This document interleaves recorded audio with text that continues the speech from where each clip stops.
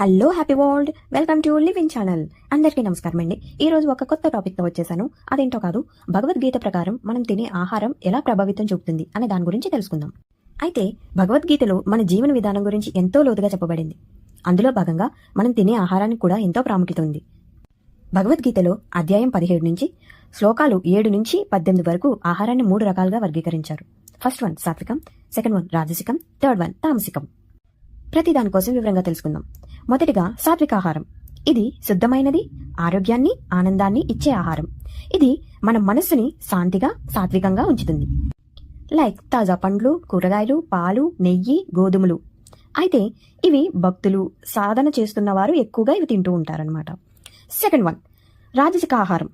ఇది వేడిగా, కారంగా, ఘాటుగా ఉండే ఆహారం. ఇవి కోరికలు, ఆగ్రహం, అలజడిని కలిగిస్తుంది. మరి ఇవి ఏంటి అంటే మసాలా వంటలు, టీ, కాఫీ, జంక్ ఫుడ్. ఇది శరీరానికి బలాన్ని ఇస్తుందేమో గానీ మనసు శాంతిగా మాత్రం ఉండదు. చివరిగా తామసిక ఆహారం. ఇది పాడైపోయినది, పాతదైనవి, శుభ్రం కాని ఆహారం అన్నమాట. ఇది జడత్వాన్ని పెంచుతుంది, అలసట, మానసిక నిరాశని కలిగిస్తుంది. అవేంటి అంటే మాంసాహారం, మద్యం, ఫ్రిడ్జ్లో ఉన్న ఫుడ్, పాత నిలవైపోయిన వంటలు. సో మనం తినే ఆహారం మన ఆలోచనలు, మన ఆచరణను ప్రభావితం చేస్తుంది.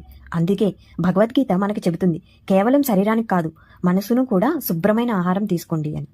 అయితే మీ అభిప్రాయాన్ని కామెంట్లో తెలియజేయండి. వీడియో నచ్చితే లైక్ చేయండి, షేర్ చేయండి, అలాగే సబ్స్క్రైబ్ చేయండి. Thank you for watching. Have a good day.